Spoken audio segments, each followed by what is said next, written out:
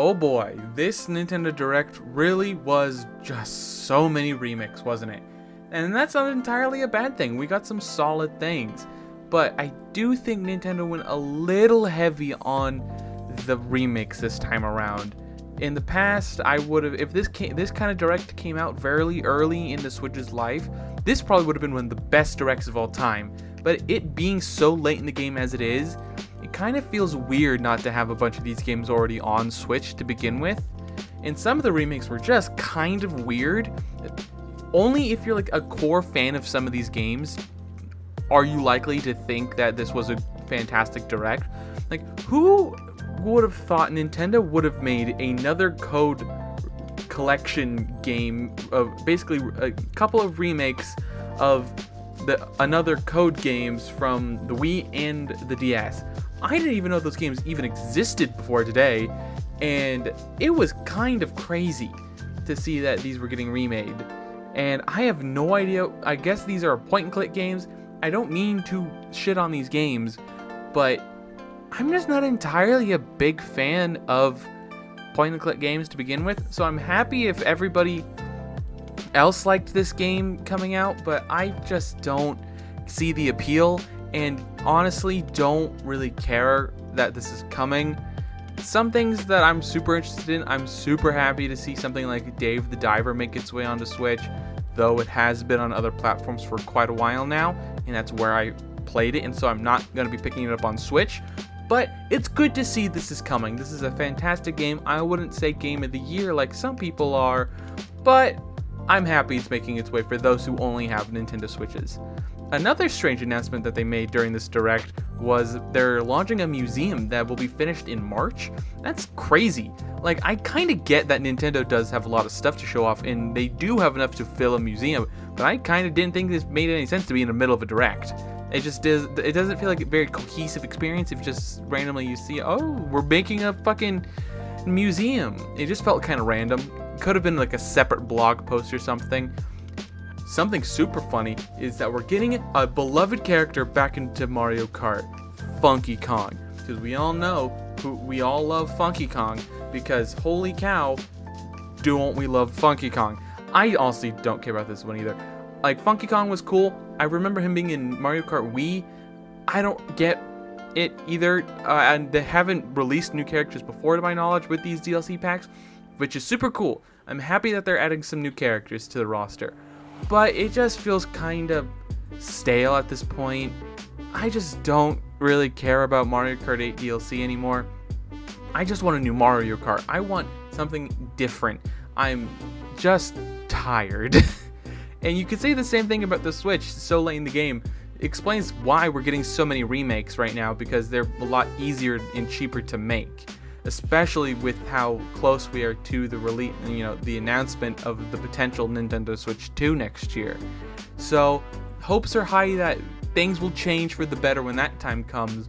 But right now, it's very mid. There's one highlight, which we'll get to later, that really made this Direct a little bit more than mid. Something that was super cool was that F-Zero returns with F-Zero 99, which is crazy. Like, I never thought Nintendo would bring F-Zero back. A little disappointed that was in the context of a battle royale. But hey, I'll take anything over nothing at this point for F-Zero. It's super cool, and hopefully this does well enough that in the future that Nintendo might consider making another F-Zero game. Another remake Nintendo announced was the Donkey Kong versus Mario games from the Game Boy Advance.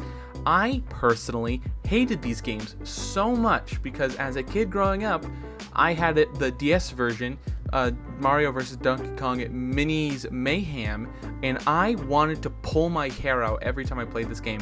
I thought it was so stupid, I didn't like it, and I can't explain why, and I'm sure this game has tons of fans, and I'm sure this game is going to be pretty good, but I just can't shake the feeling that this game is just designed for children, because it definitely does have that sort of vibe about it, that visual style, that this game is super made for children.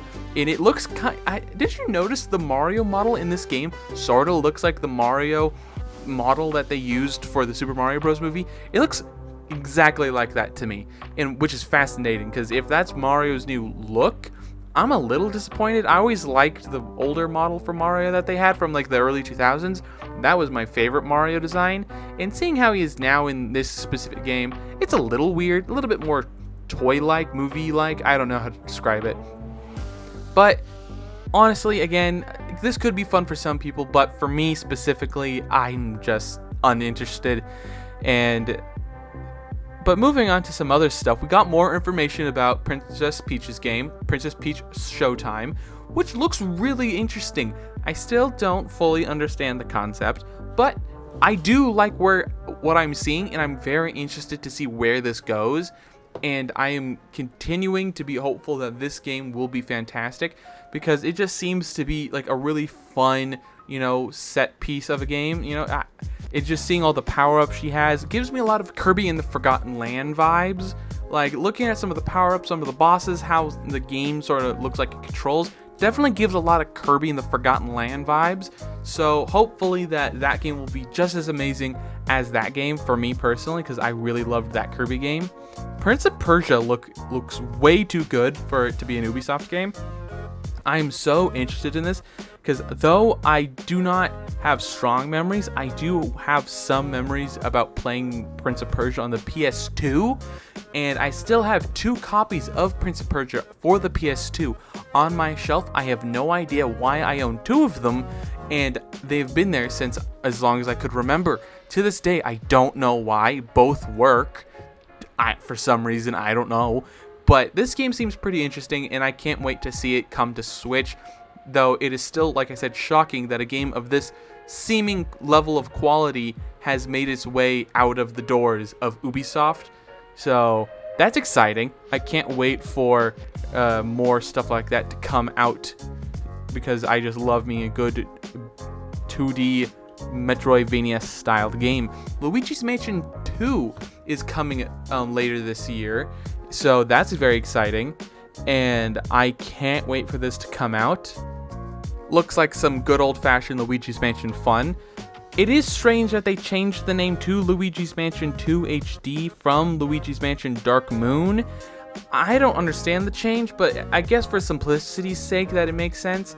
And it looks like there's going to be a lot of new things, which is going to be very charming, and I can't wait for this to come out, because me and my brother love Luigi's Mansion, and we honestly can't get enough, and we're so happy to see this game get remade, and it looks fantastic. Okay, time for the penultimate thing with this Direct. Paper Mario and the Thousand Year Door is finally getting a remake. After almost 20 years of being out and about in Nintendo, basically ever since then, on just a steadily declining level of quality for all the Paper Mario games. That might be a controversial take, but honestly, I don't care. I never liked Origami King. I didn't like Color Splash. I didn't like Sticker Star. I didn't like the one on the 3DS. I thought the one on the Wii was okay, but Paper Mario and the Thousand Year Door, and whatever the one was on GameCube, not GameCube, whatever the one on N64 was, I'm pretty sure that one was literally just called Paper Mario, no other title. But Thousand Year Door was a phenomenal game, and was one of the games I remember playing most on my GameCube. It goes like that and Melee. So seeing it finally get a remake after almost 20 years, it's amazing, and hopefully this does well enough that inspires Nintendo to return to this more traditional formula, because holy cow, do I not want to see another Mario Party game that just is a sponge of spinning circles, and you gotta hit the button in the right spot to land on the circles. It's just really dumb, and I never liked how every game was different. I wanted the same experience. I wanted an evolving story. I wanted something more consistent than what Nintendo was offering. That's why I haven't really played much of any Paper Mario games, probably since the Wii one. I never bought them, but like I've had friends who bought them, the later Paper Mario games, and I tried them out, and I just determined for a long time I thought I just wasn't a Paper Mario fan until I went back and replayed Paper Mario Thousand Year Door, and it was amazing. So I'm like, I haven't changed, the game has changed. Very obviously the game has changed over the years. So hopefully this game, when it comes out, is gonna inspire Nintendo to make more traditional Paper Mario games, because this game, I can already see from the trailers that this game is going to be amazing, and I honestly can't wait for this game to come out.